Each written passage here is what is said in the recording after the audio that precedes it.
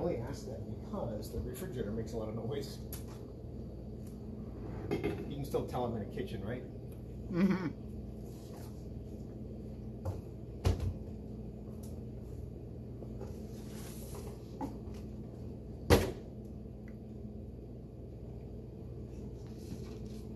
right, go ahead and start it.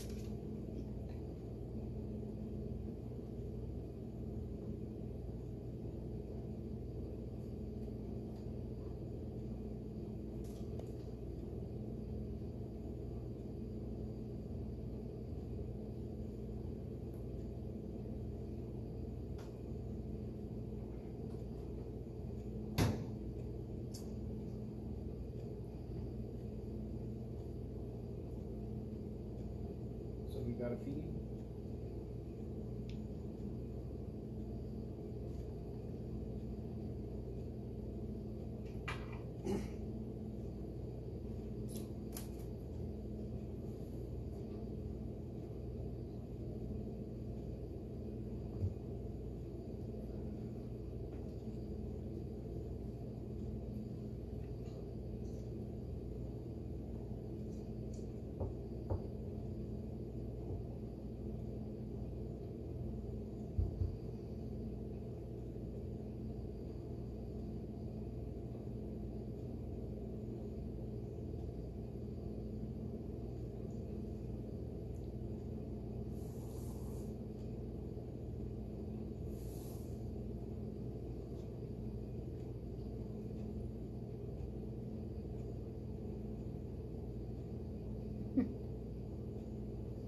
Are we on?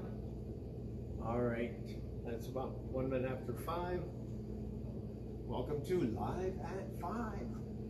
As we're getting ready for the devotion part of this, I'll just a couple of public service things. Well, here's what we're doing this week. Monday, Thursday, and Good Friday. Traditionally, we would have worship services around those two very important days, and we will not have a large service with everyone in attendance.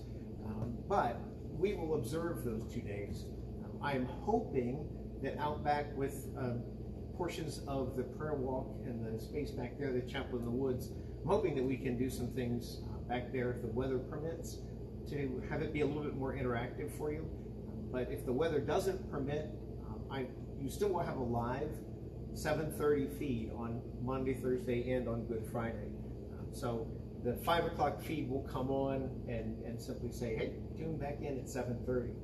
That's on Monday, Thursday, and Good Friday. Easter Sunday, if the sun is going to come up and it's not cloudy, we will do a sunrise with the sun rising, which is somewhere around 6 a.m.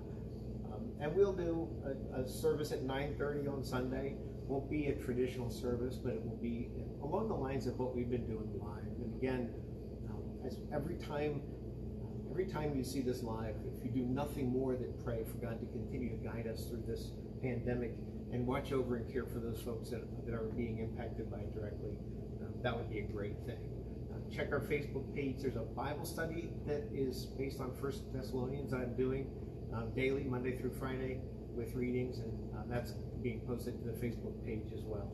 I'm going to say a prayer and we'll get started. God, I thank you for saving us even when we didn't know that we needed to be saved. I thank you for continually encouraging, bringing us together when circumstances seem to separate. I thank you for all of those saints who have gone before us and generations that have celebrated these events. We feel a little bit hindered by not being able to do things the way we always have. Remind us that we are inheriting 2,000 years of dedicated people celebrating and recalling the events of this week and sharing and passing it on. And so we ask that you would guide us in that we might be blessed and be a blessing in the future. Amen. So today's, if we look at John's Gospel for today's reading about the last week, we're trying to look at the last week in Jesus' life before he is crucified and, of course, is raised on Easter morning. If we look in John's Gospel, we're past the foot washing, which is one of the really major pieces of teaching surrounding the crucifixion. And it's during that foot washing that Jesus says, a new command I give to you. He's been very clear with the disciples. A new command I give to you. And that command is to love each other the way he has loved us. So he's doing some teaching at this time. Now I'm going to pick up and jump into John chapter 14. I'm going to start reading at verse 1. Jesus says, do not let your hearts be troubled. Trust in God. Trust also in me. In my Father's house there are many rooms. If it were not so, I would have told you. I am going there to prepare a place for you.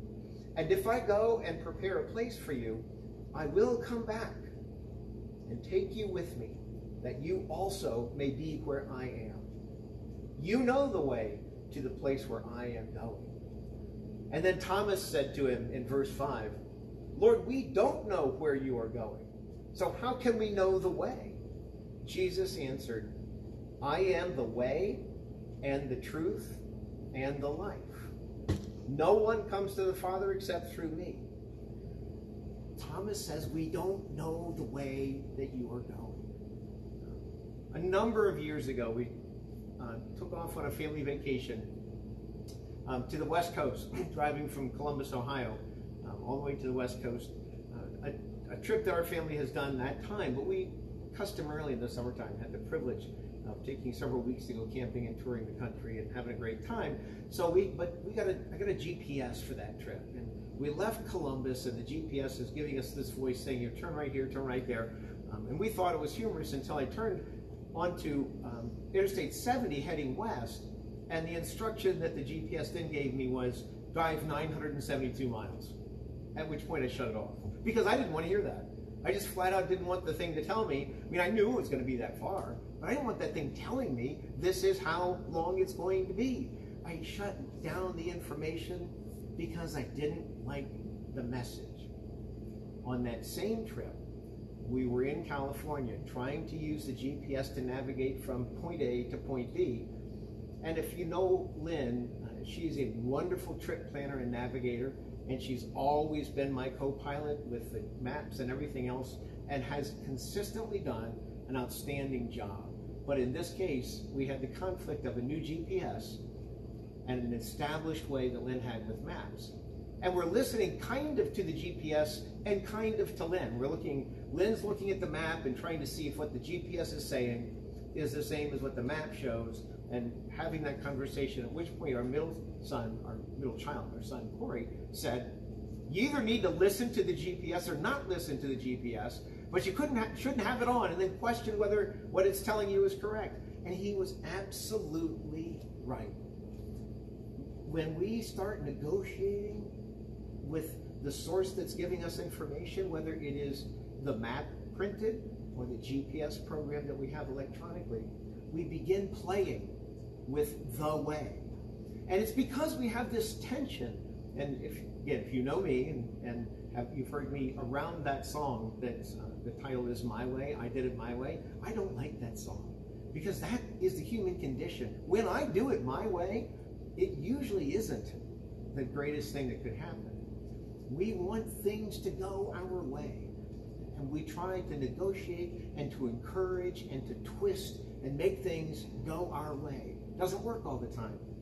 There's also an inclination that we have to say there is one way, only one way, and that's the way that works for everybody. And there's a parable, and I'm fairly certain this isn't a true story, but it's a good illustration, of a man who had been to church maybe a couple of times, but not really cared much for who God was, acknowledged that maybe there was a God out there, but that was about it. Walking through a field, at which point he fell into a hand-dug well.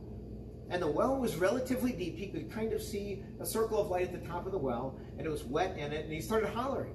And he's hollering, and the day's getting longer, and he comes to a point of despair, realizing that he may never get out of this well, because he's walked the field before and never sees anybody, and there isn't typically traffic in this field, and he begins to despair, and in his despair, he cries out to God, and he says, God, if you will save me, if you'll get me out of this well, I will serve you the rest of my life and tell people about you. And instantly, some voices come up and drop down a rope, and he's rescued from the well, and he's so joyful. What he did was he spent the rest of his life digging holes for people to fall in, so they could call for help to get out. Because see, his way of coming to a knowledge of who Christ was, or to a knowledge of who God is, was precipitated by a disaster, falling in a well. So he thought, if I repeat that experience for everybody else, they'll have the same experience. Obviously, when we think that there's only one way to encounter Christ, we think there's only one way to celebrate this festival we call Easter, we need to take a step back and recognize that it's not about the building and the setting and all that other stuff. There is more than one way. Jesus said, I am the way, the truth, and the life. Now, why are we in a kitchen? I love to cook. And frequently when I cook things, most of the time I just make it up. Not really a recipe. And so if you're in the kitchen with me and you like what I've made, the chances of you getting an accurate recipe or me being able to reproduce that, pretty slim. Doesn't often work. I mean, I like the creativity of a kitchen. I like the freedom to do what it is I want to do. And sometimes it's an amazing thing. When we were doing a meal in Newcomerstown, we got a huge amount of asparagus, canned asparagus from the food bank. And I made an asparagus souffle. It was interesting to me how many people liked the souffle and declared that they hated asparagus, and it was a good thing there was none in it. So I like to make up things, but you know what? Lynn and I have been recently watching a baking show on television. Our kids recommended it to us. And there's something I know about baking, and one of the things I know is I'm not a very good baker. The reason I'm not a very good baker is because I don't do a good job of following the recipe exactly. I want to tweak it. I want to add something to it to make it seem like mine. And in baking, that doesn't work. Baking is chemistry, and it needs to be done exactly. And the people who can bake things like Florence Neff, make them turn out perfectly every single time, they've learned consistency, and they know what works and they know what doesn't work. I'm not great at baking. Sometimes we have to follow specific instruction. And that's what Jesus is trying to tell the disciples. I am the way. He was saying that because what was about to transpire was not going to make sense to anybody, because it was unlike anything that ever happened. So as we continue in this Holy Week, as we look forward to Monday, Thursday, Good Friday, and then Easter Sunday morning, consider, are you willing to listen to what God has to say, to what Scripture tells us about the way we can be saved, about the truth of grace that is truly possible to offer us not just a location. In that text in John's Gospel, when Jesus says to them, you know the way to the place where I am going. And Thomas said, we don't know where you are going. That word for where, Thomas and Jesus are not talking about travel. They're talking about belonging. Another way to think of it is, Jesus said, I've prepared a place for you to belong, where you matter to me and where you matter to others. And I'm going to bring you to that place if you'll trust me. And Thomas says, I can't imagine that I would have that kind of a place to belong to. So again, as we are separated during this time, and our church families can't come together, and our friends can't come together as well, trust that we do have a place, that we do belong, that we can belong. And by all means, if you're somebody who hasn't felt that and doesn't feel it, lift that up in prayer. And you can text us, you can put something on Facebook, and we'll try to respond to it. But you need to know that Christ offers a way to all of us.